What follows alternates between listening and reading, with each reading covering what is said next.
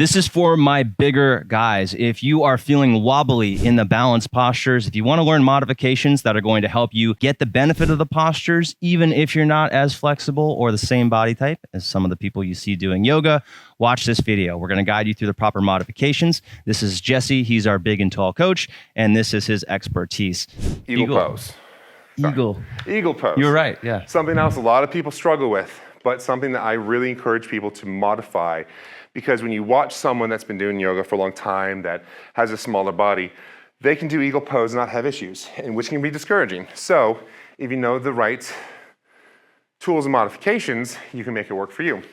So let's do with the upper body first part of this, because there's like two parts of eagle, right? It's tough. So I love this modification. We're going to use a strap for this. So if your left arm is going under right arm, you're going to hold the strap in your right arm.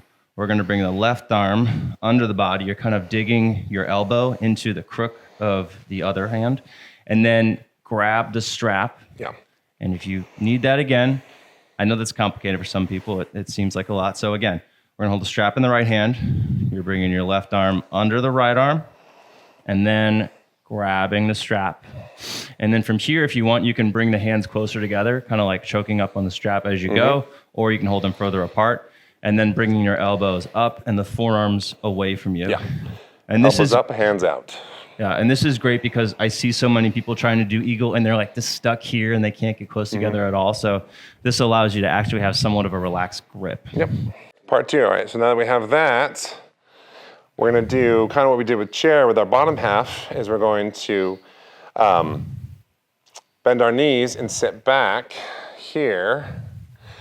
And traditionally, we would pick up a leg and cross it over the other, but we're not gonna do that right now. We're not gonna worry about that because I'm already struggling with the hands. So what I'm gonna do is I'm just going to very slowly lift up my left foot.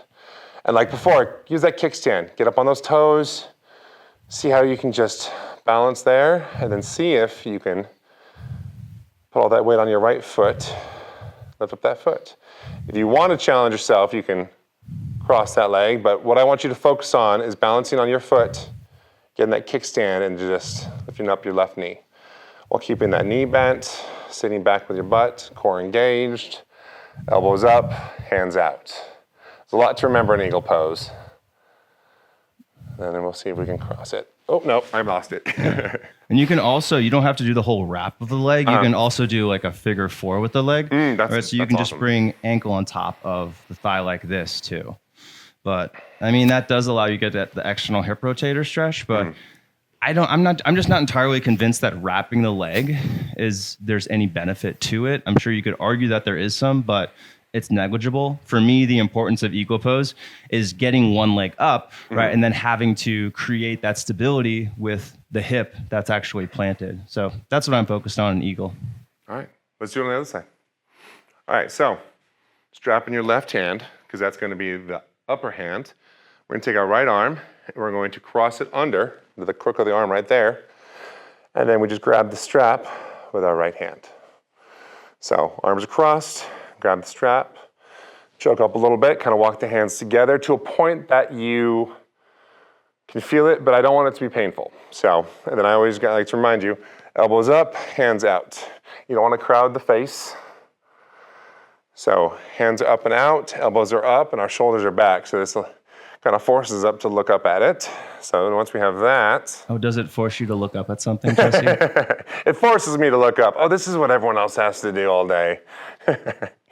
Once we have this established, we're going to bend at the hips and the knees into kind of a chair pose that we were in earlier, maintaining that strong core. But remember, if you get to a point where you start hunching over, lessen that sit a little bit. Get to a point where that's comfortable for you, where you can still maintain the upper part of your body. Then once you're there, start seeing how you feel about lifting up that right leg and balancing on your left leg. Go on your toes. Go ahead and see if you can get that foot up. I don't know if I want to try to cross it over. Maybe you can show us that, Dean. Yeah, there you go. There you go. I want to balance on one foot while my other ankle's shaking. This means it's working. There we go. Take a couple more breaths here. Make sure you keep those elbows up. They always have a tendency to fall down. Elbows up, hands out. One more breath. And go ahead and release. All right, guys, I hope you're enjoying this video. If you want more videos that aren't here on YouTube, we do have a free 7-day Beginner's Yoga for Men challenge. This teaches you yoga poses in a way to apply to your functional fitness in your life. You can check that out in the description below when the video is finished. That's good. Eagle is great from that stability perspective. So I love that if we can modify the arms and make it so not so uncomfortable with the upper body, then we can get a really great lower body exercise there. Yeah, agreed. Also, if you're crushing your testicles in Eagle, we have a video for that, believe it or not. We do. We do. If you haven't seen it yet, go check it out. Very informative. Link in description. All right. Last pose, Warrior 3 / airplane / all the modifications. Warrior 3, airplane. Something else I like to encourage people is to modify it to the best of your ability. I encourage blocks for this pose, but before you get to blocks, there's something very important to keep in mind. So, Warrior 3, it's a long body, Warrior 3 airplane, it's a nice, strong, long body pose. So, what I see, the mistake I see most of the time is people get into Warrior 3, they bend over, their back is rounded, their legs not lifted. That is not effective, and you're gonna hurt yourself. Your lower back's gonna hurt, you can't breathe. So that is where your Warrior 3 is. This is where you need to be. Standing up straight, my shoulders are down and back, nice long torso, engaged core. And I just lean forward with my front half, or my top half, and back with that leg. This right here is an effective Warrior 3, because I'm maintaining that nice long body. If I have to bend my knee, I can bend my knee a little bit. The goal is to get parallel to the ground.